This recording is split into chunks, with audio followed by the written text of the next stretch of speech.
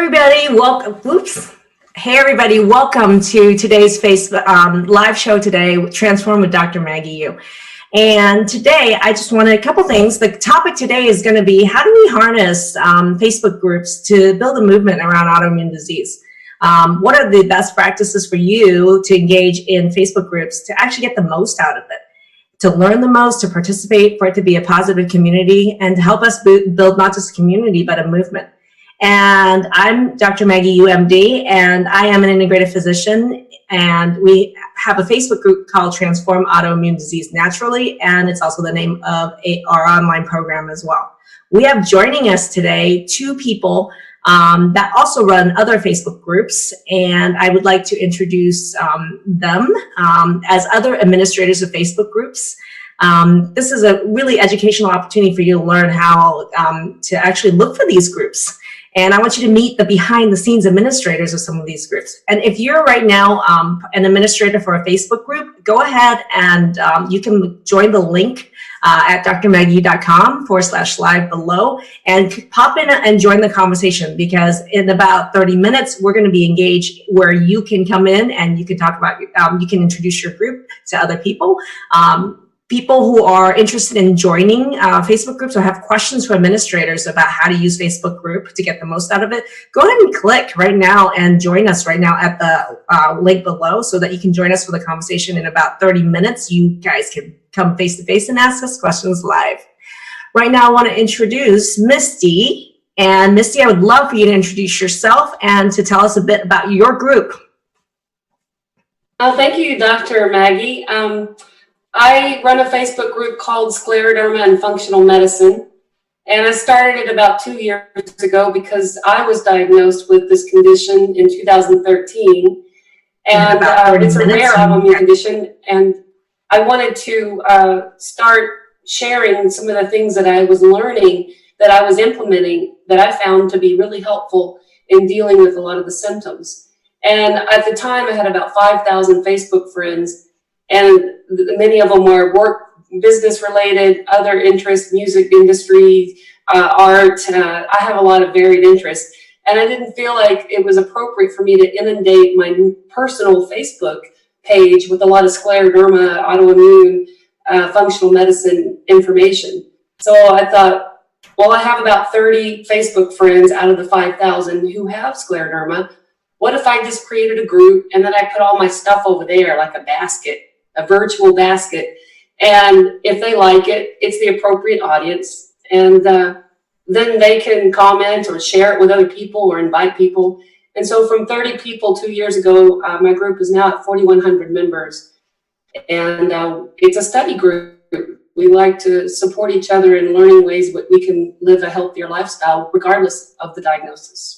So Misty, what we're doing right now is in the comment section on my pages and in our groups, we're posting the link to your Facebook group. Let's get your group to 5,000 by the end of this week. Hey, that'd be awesome. I like it. I know, right? This is how people learn about these Facebook groups. So this really started for you as a personal, it's really for you to really post information to help people that you know in your community with scleroderma, right?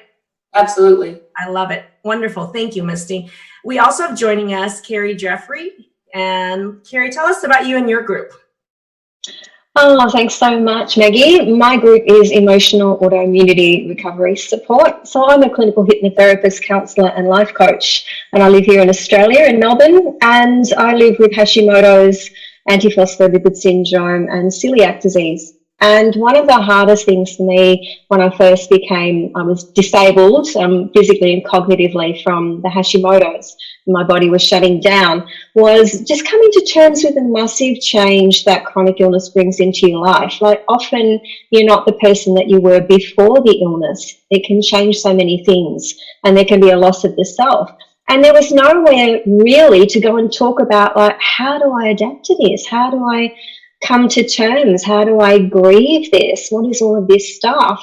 And so I started my page, and then as a result of that, I wanted to create a safe space for people to be able to talk about the emotional issues that go with chronic illness. So my group, which is Emotional Autoimmunity Recovery Support, is open to anybody living with chronic illness, and it's a safe space just to talk about the emotional side. So how does it affect your relationships, how you feel about yourself, how you feel about your body. A really nice safe space to get encouragement and support, just focused on that emotional side of it.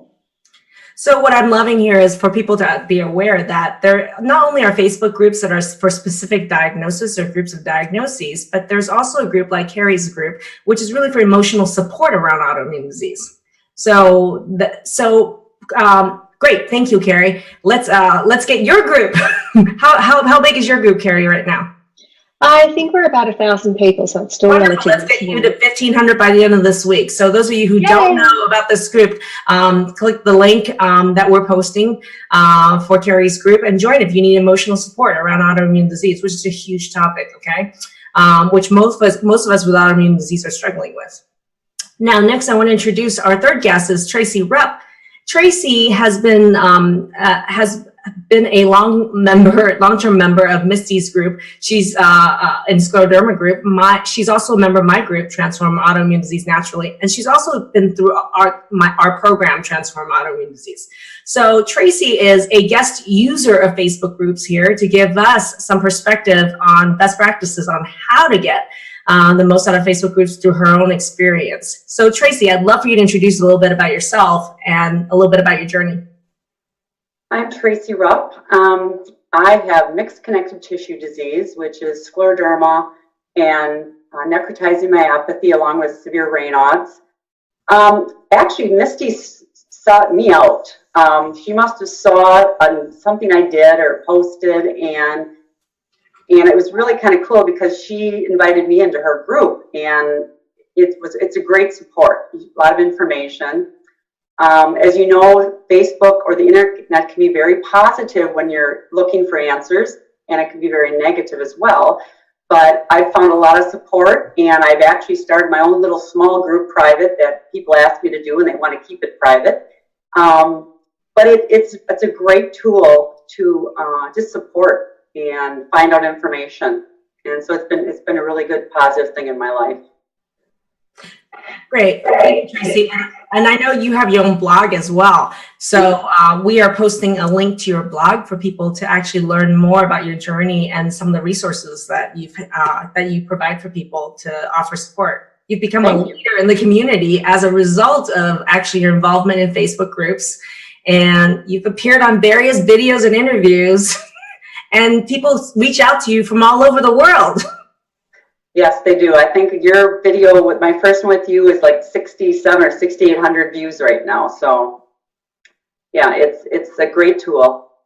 So thank you, Tracy, for joining us. So we're going to dive right in, which is how do people, I would love to have Carrie or anyone, Carrie or Misty join in. How do people find out about these Facebook groups? What's the best way that people can find Facebook groups that's helpful for them? Go ahead, Carrie. I've found that the best way is people already in the group inviting friends to join. The hardest part, I think, as an admin is getting the word out there. So I've used various different things. So groups that I'm a member of, that I speak to the admin and say, is it okay to share my support group in this group? That was initially a great way of me getting people to come into the group. Mentioning the group often and do that in different ways. So I might do a Facebook Live talking about, do you know, I run a support group and it's over here. Or I have social media images that I share on my page or in Instagram. So I think it's just keeping it front of mind, and that just constantly bringing it up and saying, do you know I've got this group, or do you understand that it's there? Because the feed moves so rapidly, especially on things like Instagram. So it's there for a day and gone. So that's really helped me just at least once a week, just remind people, here's this great resource. And the biggest thing I found, Maggie, is that a lot of people want reassurance that the group is going to be closed because they don't want to share things and have that appear in their Facebook feed. So I think that's really important. The thing that I stress, it's a closed group, so only the people in the group will see your post and it doesn't appear in your Facebook feed. I love that. So yes, so I think what you're saying, Carrie, is awareness is key, and the way that people get aware is sharing. us sharing the information, but you are in these Facebook groups. Those of you that are watching right now in all 3 of our groups, I'm going to encourage you to go ahead and share this video right now. And how do you share it? If you actually tag people underneath their names of people, if you actually invite people into these groups, it's another way to share. But go ahead, those of you that are watching right now, wherever you're watching from, please put in the comment section where you're watching from. I love to know the demographics, and put people's names underneath the video that you would like to share this video and the group's information with. I know that Sharon Pickett just said hello from Florida. Hey, Tracy, someone else from Florida. We actually watch these comments, guys. So go ahead and please comment. It'd be great. If you already have some comments or questions of your experience in Facebook group, go ahead and actually click the link that's going to show up a little bit later and join the conversation. Another way that you can do that is to start commenting on this video and sharing it. Now, awareness is really key, Carrie. The other question that you said was closed, which is that, is it a safe space? How do we create a safe space for people in Facebook groups? And this is particularly challenging for us administrators, because you guys as a recipient don't realize some of the things that we have to do to keep the group safe for you. So I'd love to ask Misty if you have some best practices that you can help with people who are interested in joining these groups to know that they're safe. Sure, I'm happy to share. I'm learning as I go along. Every day, every week there's new things that pop up, interactions with people. So I'm learning. Being an admin of a Facebook group it's like a live, living organism, and it's sometimes presents challenges that you didn't think of until it actually happens. But for the most part, I really enjoy it, and I have to say that it is an absolute joy to be an admin of this group. And I have several other admins that I've brought on to help me monitor the group. And I thought originally it was going to be a lot more work than it turned out to be. And I think it's because people realize that this is a safe place. We do our best to create privacy. But, you know, I think you understand, everybody understands that the internet is not a private space. You know, you can share what your heart's desire is in the Facebook group, and it stays within that group, meaning that it doesn't show up in your news feed. It doesn't show up on your personal page, and only other members can see what you've written or pictures you posted. But even at that, you have to always use a filter that this is permanent. There is in the internet. It is out there. It may be in a closed group. But there's only so much that I can do to protect people. But so far, everybody seems to understand that in my group, and we share. Some people are more private than others. Some people are more outgoing, and that's at their individual choice. So I love what you're talking about is just some privacy issues, which is a reassurance that many of these Facebook groups, including all 3 of our groups, are actually closed groups, which means that you actually have to request to join it, and the information that's discussed in the group stays in the group. Now, the other piece of this, though, is that I think from a user standpoint, and Tracy, I'm going to ask you this question, which is that I don't think it's always just about privacy that people have concerns about. Sometimes they have concerns about who are the other people in the group. And as a user who's experienced it, Tracy, I'd love to ask you what are some best practices for ensuring that you feel safe in the group? Well, I've learned that sometimes you have to be tough about it, tough skin, thick skin, because some of the comments may be hurtful.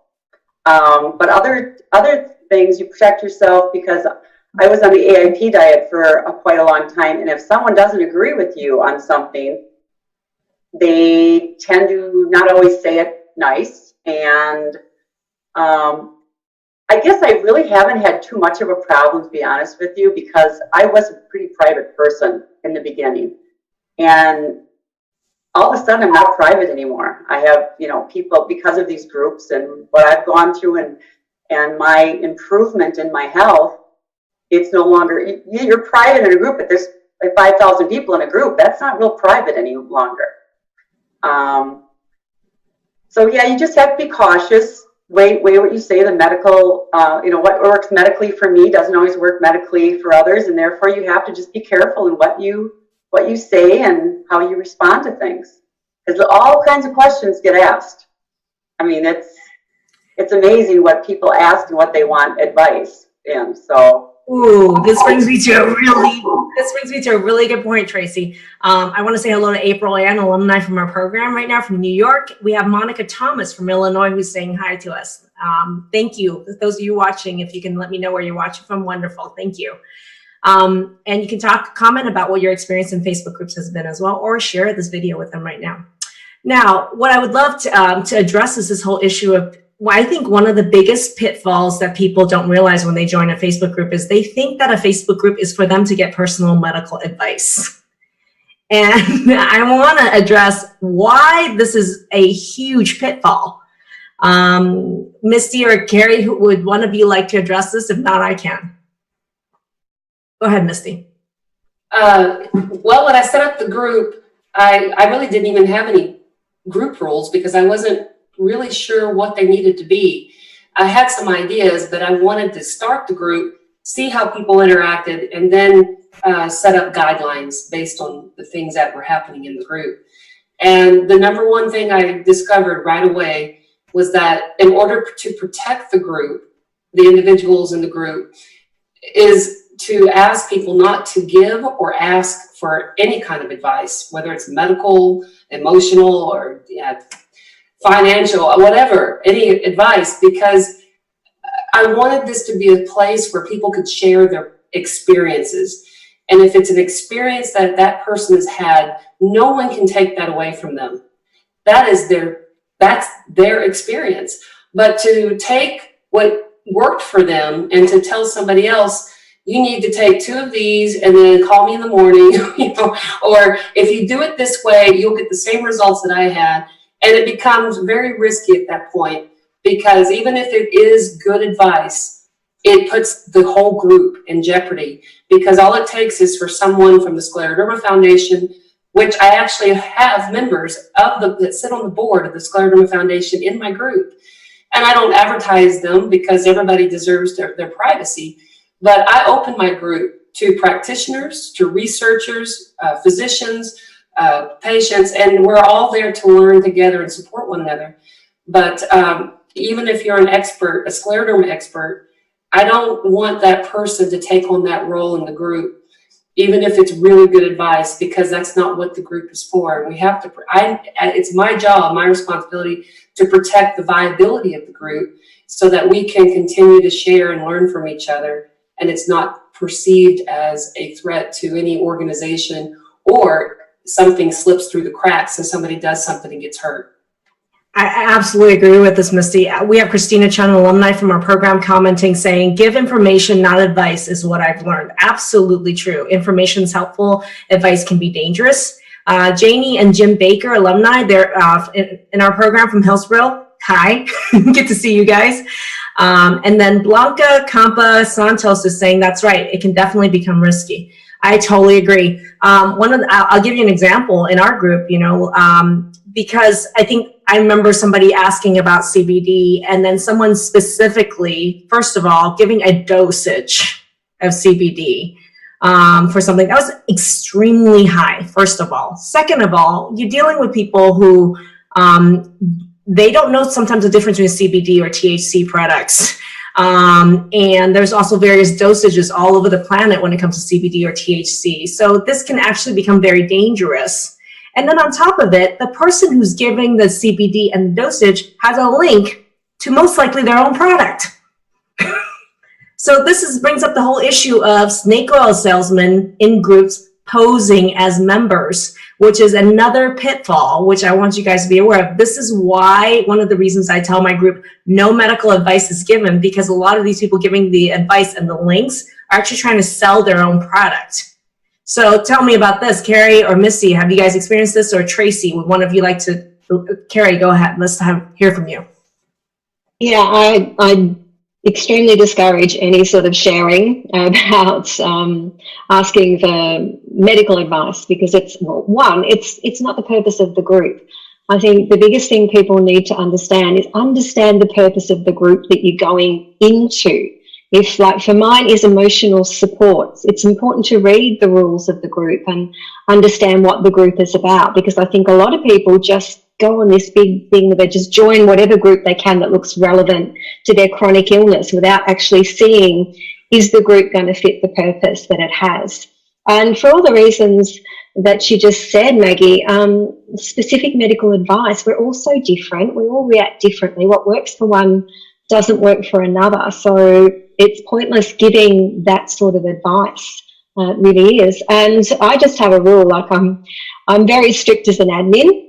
I've got very good boundaries. So I say literally, if somebody posts the wrong thing, they will be removed from the group and banned from the group. There's no warning. There's no nice about it. Just if I see something like that, they're out.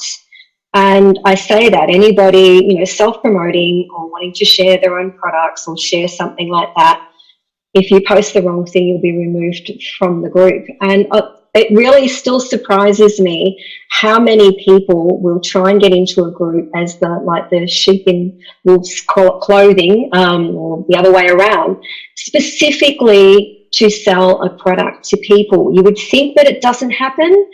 I was naive enough to think, you know, it wouldn't happen, and people do it all the time. And I see that as my responsibility as an administrator to keep the group as safe as I possibly can.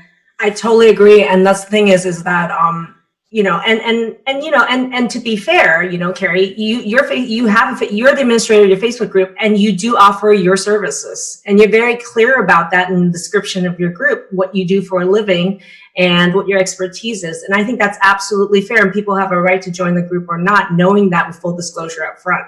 I think the problem is that you absolutely, like when people ask medical advice, and then people who start to post links to those specific product or services, they're like, you know, wolves disguised in sheep's clothing, pretending to be a member. And their only agenda there has nothing to do with giving accurate information, but to sell their own product. And I think there's a big difference there. And because that's based on a lie, based on a misrepresentation, and that's based on them posing as if they're giving you helpful medical advice, which it is not. The other piece of this is I'm an MD, and as an MD, a lot of people joining my group, you know, this is about our, you know, I'm very clear that we're here to educate people about our online program. That's a big part of why we have our group, is the education about our program. At the same time, because I am an MD that runs a group, which is pretty rare in autoimmune disease, people think that I'm here to dispense medical advice. It is illegal, actually, for medical physicians to dispense medical advice over the internet. Number one, especially people we know nothing about. If someone's doing that, that's illegal, and it's horrible practice. So I think that these are some of the common follies that can occur when people are asking for medical advice. And I know Tracy just has a comment. I'd love to hear from you, Tracy. I think also it hurts those of us who are not in it for selling products. We want to just share our journey. We want to share what has worked or what not has, or what medications we're on, or just what we're going through. And I think when the trolls, as you call them, are coming, they share these links, it maybe puts our motives into question. And that's also hurtful, because we as people who are not selling anything can help people as ourselves in these groups. Which is why I think one of the best practices for people in a group is, if you have a personal blog you'd like to share and that's your journey. I've actually had people private message our team and ask, is it okay for me to share this link to this blog, and here's my reason for it. I did. And I said, yes. I said, hell yes, because your blog's amazing and I love your journey, right? And what you've been through. And this is inspiring for people. So what I'm saying is, develop a relationship with your administrators, meaning like be open and upfront, and message us and tell us what you're trying to do and the reason for it. Go ahead, Misty. I just like that. I take a different approach as far as allowing people to provide links to products that they may be affiliated with. And there are times when I'm like, why am I doing this? This is 400 times more work for me. But I allow it. It's in my group guideline, posting guidelines. And what I've what I allow is that if you are affiliated with a CBD product, or it could be anything, a cookbook or a program or something, and you're wanting to share it with the group, you're welcome to do that, as long as you fully disclose your relationship to that product or that thing that you're selling. If there's any kind of financial gain, you have to disclose that. And I monitor that person a little more closely than I do some of the other group members to make sure they're not using the group for that purpose only. And it is not easy. You know, I'm constantly having to keep an eye out for the trolls. I remove people all the time from my group, or I deny them. I private message them and ask them what their intentions are in the group, kind of get a feel for them. I don't allow just anybody to come in.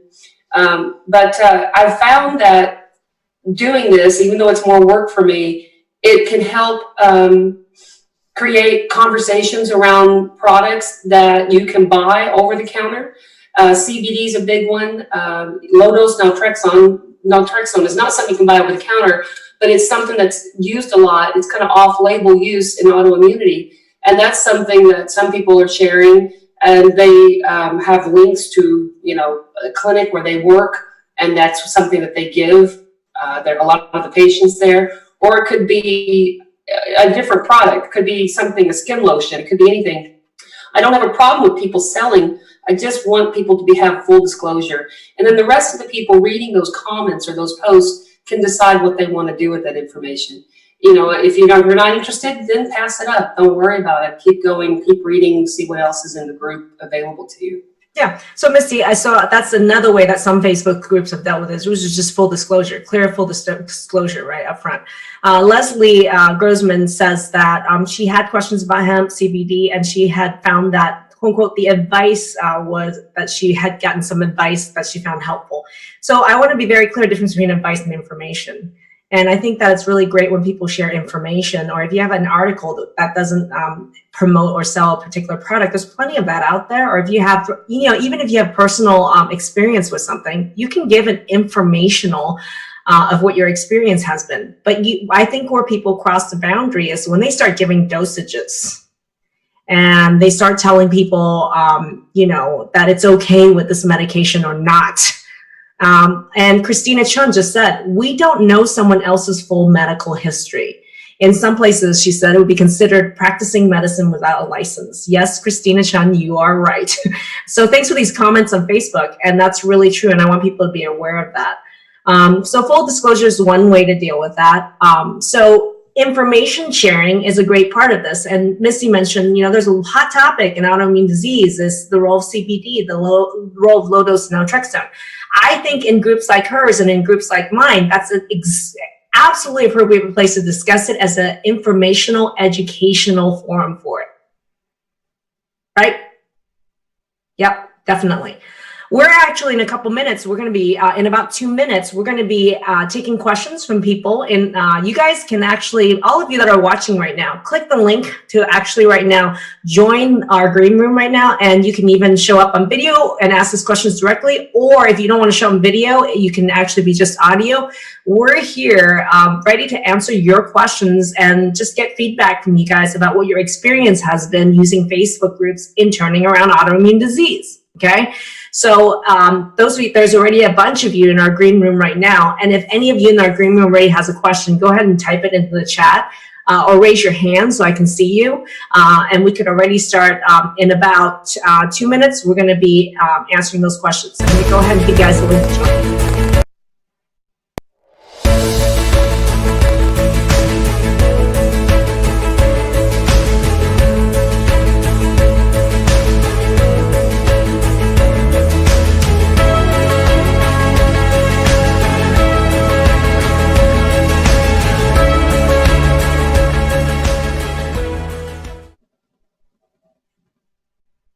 Okay, so we're back, and I'm going to see if anyone has a question who's in our green room right now. If you could go ahead and type it into chat, that would be great. We're going to continue with this conversation. So one of the things that we were talking about was trolling a little bit, or naked. Oh, actually, here's something interesting. How do we as administrators keep our Facebook groups a positive space? we talked about safety, but what about a positive space for people? Because one of the feedback I do get from some people that is that a lot of people are stuck in story sometimes, and they go into a Facebook group repeating their story or their pain, their symptoms, or their suffering. And I get it, because autoimmune disease, dealing with any chronic disease, that's a lot of times where your headspace is. However, groups can get dragged down by this. So Carrie, I'd love, because your group is about emotional support around autoimmune disease, how do you deal with this? That's such a great question, Maggie. And I think one of the things I found as a therapist is people continue to repeat their story if they feel that it hasn't actually been heard or validated. So a lot of people will continue to tell their story because they're stuck in their pain and it feels like nobody's really listening or nobody's trying to understand them. And so that's the key purpose for the group that I run, is I want to give people that Me Too sensation or that feeling of validation that, yeah, I experienced that, I went through that, and that's how I felt, and that's what it was like for me. And generally that's enough to lift them out of that. But there will always be some people in a group who don't want to do anything, like they don't want to take any personal responsibility for their situation in terms of trying whatever they can to help themselves, or they're stuck in so much pain that they almost need outside intervention to help them get out of that experience. And when you get somebody who's at the point where they actually need outside intervention, which is some sort of therapy to lift them out of that depression or that anxiety or that overwhelm, they can create a really negative space in the group, because it's like they're constantly in there, constantly talking about their pain, their struggle, their fear.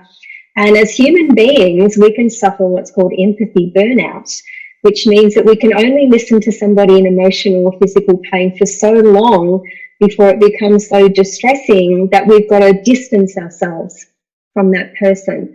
So what I find in the group, if empathy doesn't work, there's almost like a natural attrition process happens where that person just doesn't get supported, right? People have offered support. Normally the person who's stuck in that anxious overwhelm isn't acknowledging the support that they're giving, the people they're being given.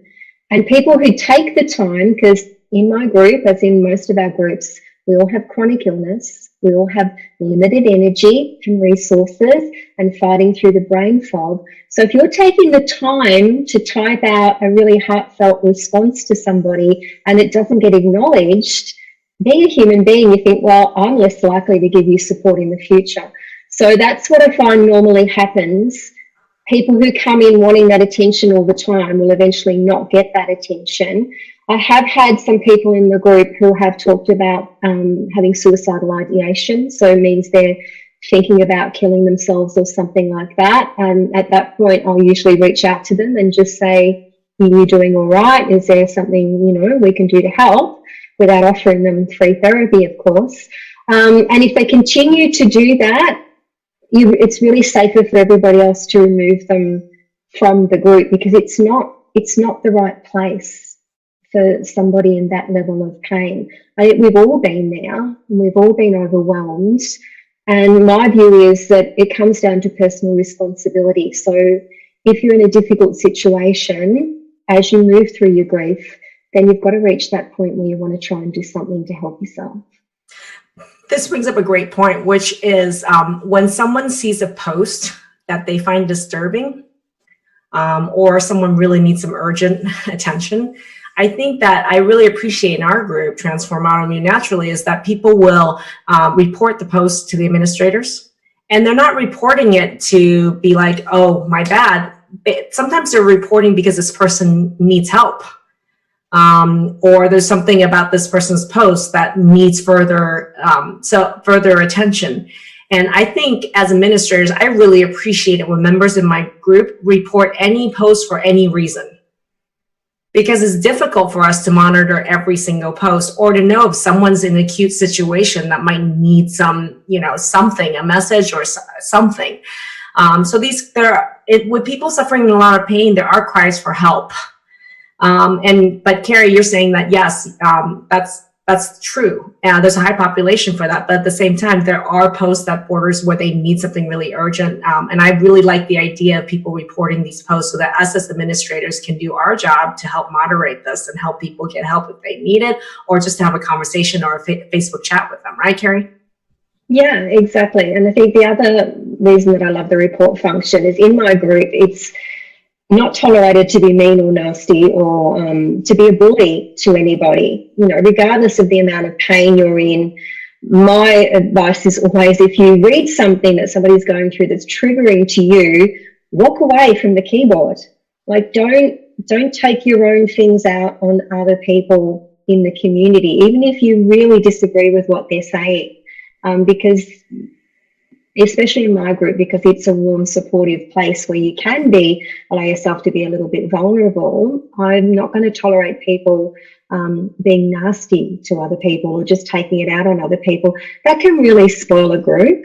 I mean, I've been in groups myself where bullies have been allowed to get away with their behaviour, and it makes it feel like such an unsafe place, or they deliberately create so much drama that everybody gets caught up in the negativity and the drama of that person. It can change the whole scope of the group. And what I've found is that most groups you'll get your core base of people. So you'll get the people who are always there offering some support, the people who are always posting, and the group forms its own culture.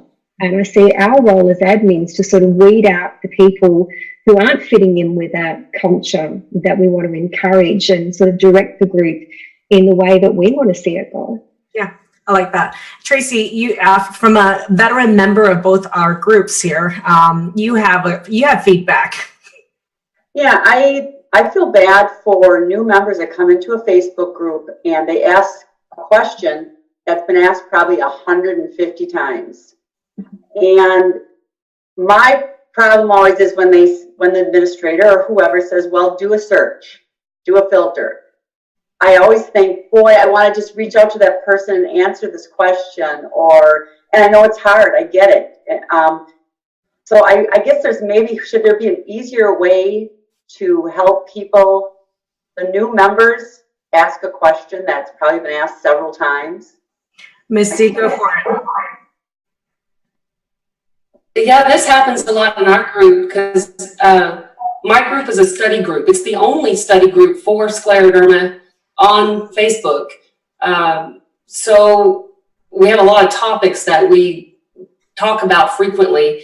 And that's usually my generic response is, welcome to the group. Take a moment to read the group posts and guidelines located in the file section. And great question. We have a search bar up at the top. Type in that question or that topic, and you'll see all the posts and all the comments since the groups, for the last 2 years, since the group's been around. And sometimes, depending on what that topic is, you may have to filter through a lot of it. But it's a good starting point because a lot of the times people have found the answer to what they're looking for in that search. And I always encourage a new member to feel free to post a comment on any old post, because we are a study group. A lot of things will come back in circulation so that we can talk about it further, or maybe there's new information out that wasn't available 2 years ago on the topic. And by commenting on an old post, it brings it back up to the top of the group so that we can discuss it more. And then I get private messages from members of my group, and I'm always happy to help them. I have a ton of resources, different web links, different books, different videos, all kinds of things that I can share with people. And if they want more information, they can always reach out to me. Yeah, I think that's a great idea, Misty, because all these posts have like tons of comments underneath, and all it takes is even one period as a comment under some of the old posts, and it brings it right to the top of the group. So this is a role for, administrators. We can't do this all the time, but like Tracy, this is a great point, which is that, we're telling people, you're saying that somebody will tell somebody to go just look through the group. If you're a veteran member of a Facebook group, and there was just a big long feed about something that someone just asked about, you can actually go and look under search and put in some keywords. You can find it, and all you have to do is in the comment section put a period in there, or just you can even tag that person at and their name, and they'll see that post, and then they'll be moving to the top of the feed. We do this all the time in our group because, I mean, our group deals with all autoimmune diseases. So a lot of people are coming in and saying, what about Crohn's? What about scleroderma? What about this? And so what we do, this is exactly what we do. We search the group for that diagnosis and look at the post, and we actually go into the comment section and put at that person's name, and it makes them aware of that whole string, and it brings it right to the top. So that's great best practices. Tracy? You are very good at doing that, because there's oftentimes new people come into your group all the time, and you're always tagging everyone in an interview or in a comment, and that's very helpful. So yes, I do agree. That's a great resource. And not just administrators could do this, because we can't keep track of all that, but as members in the group, you can do this to help other people also. And Tracy, I've seen you do this in both our groups, and I'm really thankful for that. So actively participating in this and helping new members with tagging is wonderful, right? And then Anna's in our green room right now. Anna is in my group, and Transform Autoimmune Disease, and she's also graduating from our program right now. So I'd love to hear what feedback you have to say about your participation in Facebook groups. So this group with you, Maggie, was the first Facebook group that I ever joined. So similar to Tracy, I was a very private person, wasn't involved in social media, and we opened a conservatory. So I knew that for marketing purposes, and that's my background, is marketing and graphic design and things like that. So I knew it was an important component. And that's how I discovered you, Maggie, because of your videos. And, you know, the way that you engaged me was just hearing everybody's testimony. And so I could relate. And I knew there was a link to some of the things that you were talking about. And so I would just watch video after video and research it. And so that's what engaged me. And quite honestly, when we market my own business, it's the videos that get the most attention, because I feel like people can relate to it. They like to see action. And so that's just been my experience. I've never been really I think about the only group type of setting I've ever been in the past was like Weight Watchers. But what was appealing to me with this group is everything was positive. You took a very strong stance, as do we, on our social media, that we won't tolerate the negativity. So that was very important. Thank you. I mean, and honestly, we get a lot of heat. It is no fun being an administrator of a group and trying to keep that positive. There are pissed off people that they can't just say anything to anyone. And it honestly is, for us, a part-time job for somebody to actually help monitor our group, to make sure that it is a positive space. And we actually look at reports. We're actually looking at new members. We actually actively ask new members to introduce themselves, and we help tag people to get them the information they need. I like what you're saying, Anna, is that this message is great for, I think, for Facebook group administrators. The initial question that we talked about was, how do people find out about your group? Mm-hmm. And anyone who runs a Facebook group who's watching this is, video is incredible. The use of videos within a Facebook group, on a Facebook business page, in your own, on your own personal page, is a great way to spread awareness, because Facebook algorithms actually favor the spread of they'll show video in front of someone's feed rather than a post. Mm-hmm. So there's a reason why the show is on video right now, because more people are going to see it because it is on video. And it's just an algorithm thing, but it is really useful. So anybody who runs a Facebook group, or you're trying to start one, start doing video, start doing Facebook Lives, and ask your members right now, all of you that are watching right now, share this, tag someone's name underneath. That's how you could get thousands and thousands of people to be aware of your group and to be aware of the opportunity in joining your group. Use video because it just, Facebook favors that as an algorithm to do so.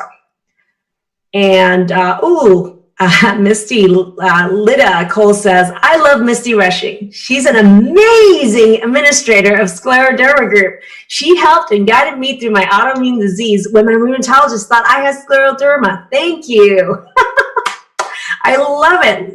Lita, come on in and say hi to Misty face to face. You get to thank her personally. Just pop in, click the link right now. Anyone that wants to join this conversation right now. If you click that link to join, you'll be in. You could actually talk to Misty face to face. And then we have another quote. Tammy LeBranche says, hello, I hope there's help for us with lupus and Sjogren's. Okay. Monica, you're about to say something. Monica's in our green room right now.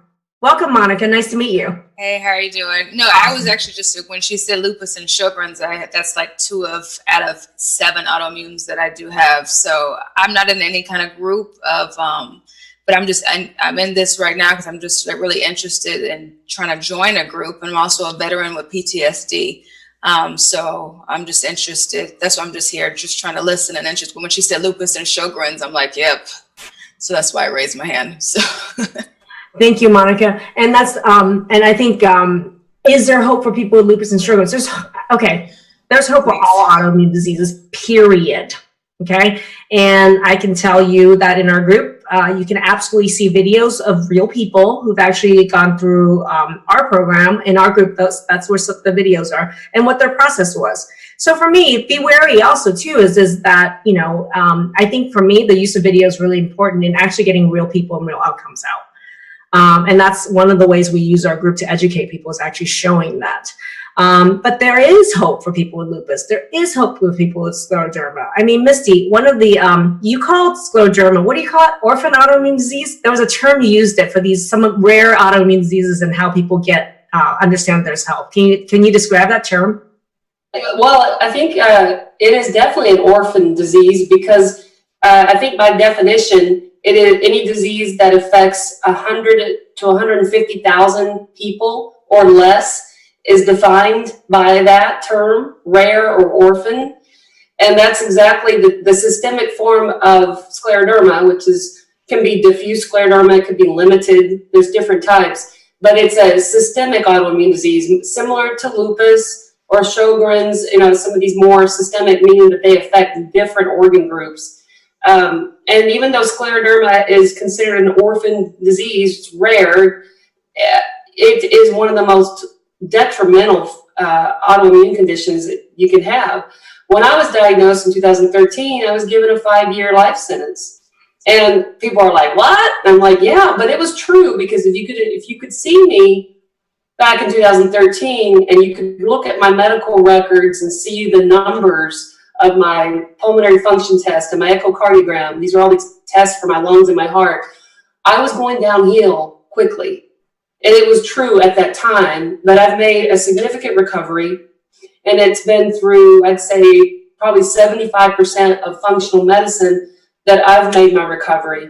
It's been both, and that's why I was inspired to share the information I was reading in a group. So. Yeah.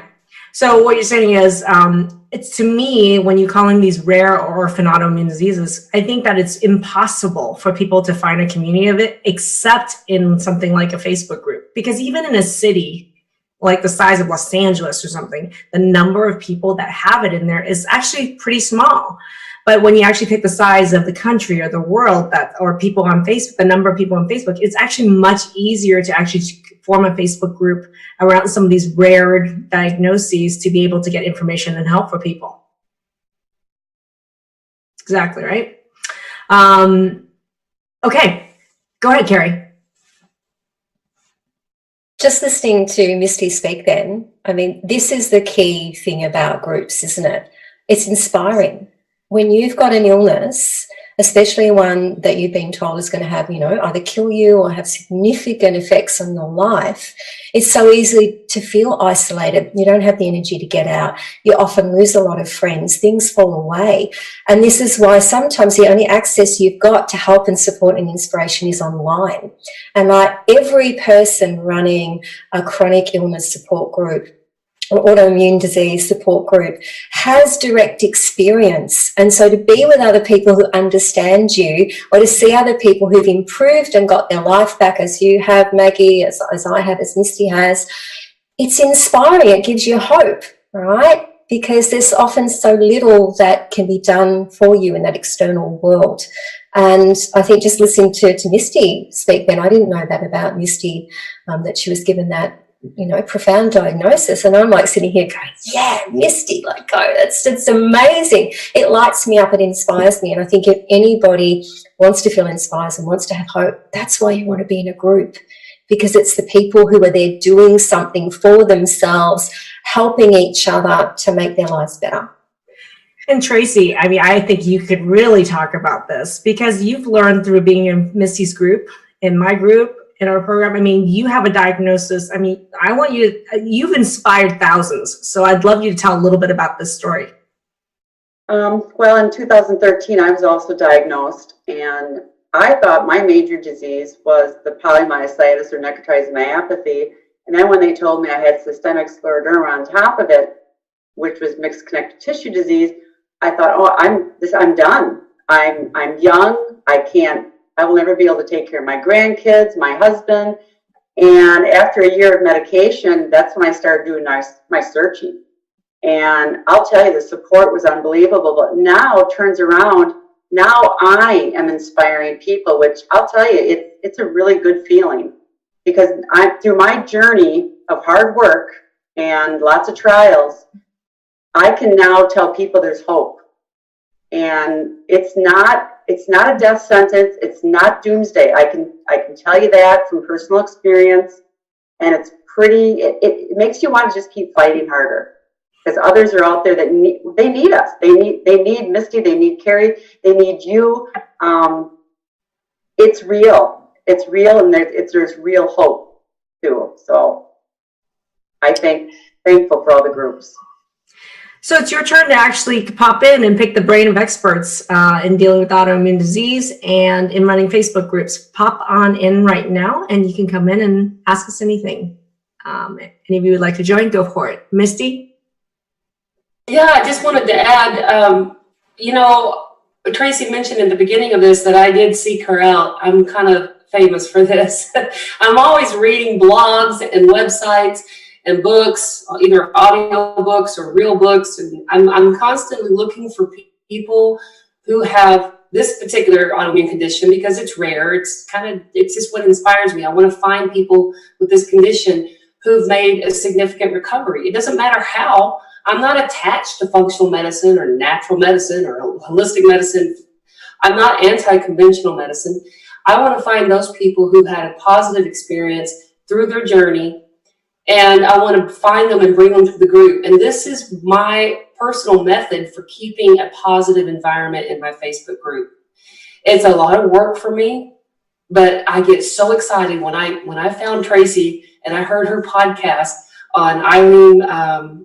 It was the Phoenix Healing podcast, I think, and you were being interviewed about the AIP diet, and I remember your story, and I'm like, I posted in the group, does anybody know this woman, Tracy Rupp? I want to find her. I want to invite her to our group so she can share her story here. And then, I don't know, was that a year and a half ago? And now we're here today on this platform with you, Dr. Maggie. You've invited us here. It's been wonderful. But I wanted to share that so you can see how a little breadcrumb, gluten-free, can lead to where we are right now. And now Tracy is inspiring other people, and she's got a blog. And my group is a little different from a lot of the other scleroderma groups. Because we're sharing so much of what has helped us feel better without making crazy, outrageous claims, which would put the group in jeopardy. I'm really careful. Like, share your experience, but be careful how you are making claims about something. But it helps people realize, okay, wow, you've come from a really, really poor prognosis with a 5-year death sentence, and now you're back to work full time, or you're doing other things. You're off oxygen. You're off some of the medications you're on. There's metrics that you can identify with how we are truly getting better. And there's so many of us in the group that we share our stories. And you said something about being stuck in the story, but we can also, turn that around and make it a positive experience. And that inspires other people, genuinely inspires them. It's interesting. a lot of times I think we've gotten some questions here. There was a question from Napur Chaudhry that says, hi girls, thanks for the good work that you're all doing. My question is, when hiring a functional medicine provider, what should I look for and what's the average cost per month and what should I expect? So these are exactly the kind of questions that I think joining a Facebook group is really great for. So what I'm going to encourage you and everybody who's watching right now is actually, search for the groups exactly how we talked about. If you have scleroderma, mixed connective tissue, I want you to click the link for Misty's group, which is scleroderma and functional medicine, that we've already posted in the comments section. If you want emotional support around autoimmune disease, I want you to click the link for Carrie's group to join in. And join our group, Transform Autoimmune Disease Naturally. I am a functional integrative medical physician, and so learn more about our group. But you can also go and just search under your diagnosis, underneath the kind of help that you want. There's if specifically, let's say it's weight and autoimmunity. I bet you there's a Facebook group for that. Search for it. There's a lot of information, a lot of great administrators out there that can help answer these questions. And then there's a lot of people in the group that contribute to the answers. Monica, I'm going to bring you back on for a second. Because you had said, well, first of all, I want to thank you for your service. Can you tell us a little bit about where you served? Thank you for your support. I joined the Army, and then I was stationed in Alaska. It was my first duty station, which is crazy, with autoimmune disorders. That's before I even knew I had an autoimmune disorder. And my hands started turning different colors. And oh, you're just cold, no big deal. Found out it was Raynaud's later on. And then I was in South Carolina for 15 years. And so then now I'm here in Illinois. So we just actually retired, my husband and I. And I don't think the cold is great for all these autoimmune disorders, because now my hands, the RA, the rheumatoid arthritis is worse here. The Raynaud's, of course, and lupus, and a whole bunch of them. So, yeah. So I want to ask you a question. I'm going to bring Angel on after this, but my question for you is that you said you're not part of any Facebook group, so you really lack a community. What was the biggest takeaway from this conversation for you today? Well, see, I was really skeptical about the groups because actually I was in a group a long time ago. I think it was a lupus awareness group when I first found out I was diagnosed. But in the group, it was so much negativity. It was almost like death in the group. So many people were sick, but then seemed like there was no hope for anybody, and it felt like they were going to have it for the rest of their lives. And then someone would pass away, and then they would say another butterfly went away, and I'm like, oh my gosh! I said, is there any hope in these groups? I need to get out of it. So then I ended up just getting out of the groups, period. And I haven't been back in them because I just felt like they were all so negative. So I didn't know where else to go. That's a great point, Monica, which is that some of these groups are ran where there's a lot of negativity. So that's why I wanted to bring groups where we are really proactive administrators to keep it a pro-positive, pro-education and information group and support. So you need some discernment going into these groups with some of the best practices that we've talked about. But you absolutely can find a positive and safe community on Facebook.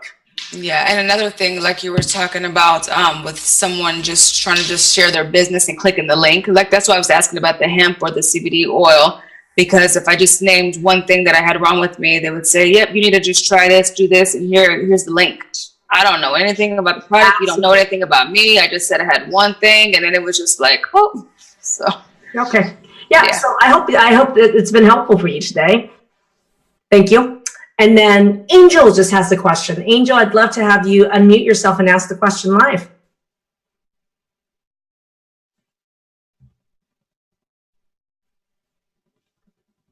Still there? So Angel has a question, which is, I have scleroderma and I feel like I'm never going to beat it. I want to heal and I don't know what to do. Is Angel back? If Angel, you're back, go ahead and unmute. I do feel hope watching and listening to you.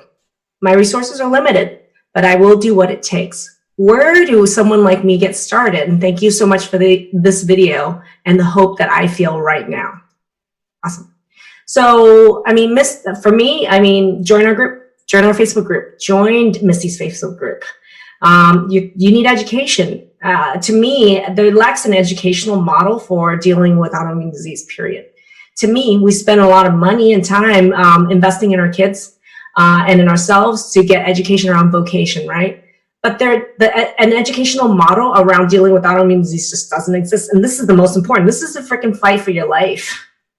So I think the first step is actually joining Facebook groups like ours and others to actually learn more and educate yourself on what the options are. But the other thing is understand the landscape of the group with some of the best practices we talked about. So you can see some of the past posts, look and see what the best ways to engage is. And if there's videos, resources in the group, watch it, utilize it, because it's a very concentrated place for it. So there's tons of free resources that are available in all our Facebook groups that you can absolutely use. Take advantage of it, harness it, use it. I think that this is the first step in an educational model towards empowerment and turning around autoimmune disease. And I know that's what we're doing in our group. And for our program as well. But that's why for me, our program is actually about education. So for me, top empowerment is educate yourself, whether that be joining a group, learning more about certain doctors, joining a program. There's just this, but get started, free Facebook groups, free resources, plenty of them. Oh, and Angel said, I did join your group. Thank you. Oh, you're welcome, Angel. Okay, Misty, last comment, and then we're wrapping it up. I get this when new members join my group. I've seen this question or this, similar comments. And one of the things I encourage members to do is to seek out a functional medicine practitioner. Not everybody has to be certified through the Functional Medicine Institute. There are great naturopathic physicians, integrated physicians, like yourself. And one of the things I'm working on right now and for the group is putting a directory together. But it's taking some time to get that completed where I can release it as like a spreadsheet. But what I say is a good place, and all I can say is what worked for me is go to the ifm.org, find a practitioner, and look and see who's available in your area that is a functional medicine practitioner, because they are the ones that are going to look at root cause for your particular situation. And there's many reasons why someone may have scleroderma. It's not all from the same cause. But it's a good place. And the people in my group that have had positive stories are the ones who've used a lot of natural or holistic methods. And what, Tracy just commented in the chat box here, I see this, some groups do not want to hear about natural ways at all. And that's true. And that's one way my group stands out from a lot of other scleroderma groups, is that I encourage people to share their stories. And I don't, I watch for negativity where someone says, that's not true, that can't be possible. My doctors don't know anything about these things. And I'm like, well, these are our stories. They are relevant and they should be respected and protected. And that's my responsibility as an admin, is to make sure that you have a safe place to share what's working for you. And we, there's resources we share. It's a study group. So, for Angel, you can go through that website and find a practitioner. You could get started with a nutritionist. You could get started with a health coach. A lot of autoimmunity is emotional. So if you wanted to start it with counseling, that helped me a lot. I've been a member of Carrie's group for a while now, and I've found that to be very helpful. Right. So there's resources out there, and that's what I want to do, is just find them, curate them, bring them to the group. And it's so unique. Like, your group is really unique, as is our group. How many MDs are there out there educated on all the tools medically, but also talking about all the natural tools and putting it together? It really doesn't, it's very rare out there in dealing with autoimmune disease. So these resources, you can just search and you can join these groups and learn more about it. For what I'm going to do is I'm going to wrap it up. I'm going to thank you for all of you for joining us, our guests who are on, and also members of our audience who joined us today. For those of you who want to learn more about how to join these groups, we have links. Just go to the website that you're seeing there right now, and you can learn more about Misty. You can learn more about Carrie and their Facebook groups. You have direct links there. Go ahead and click over there right now and join their groups right now. We're going to get, I think, Misty, we're going to get you to 5,000 by the end of the week. All right, everybody. Thank you so much for tonight, and have a great night. Dr. Maggie Yu, have a great night.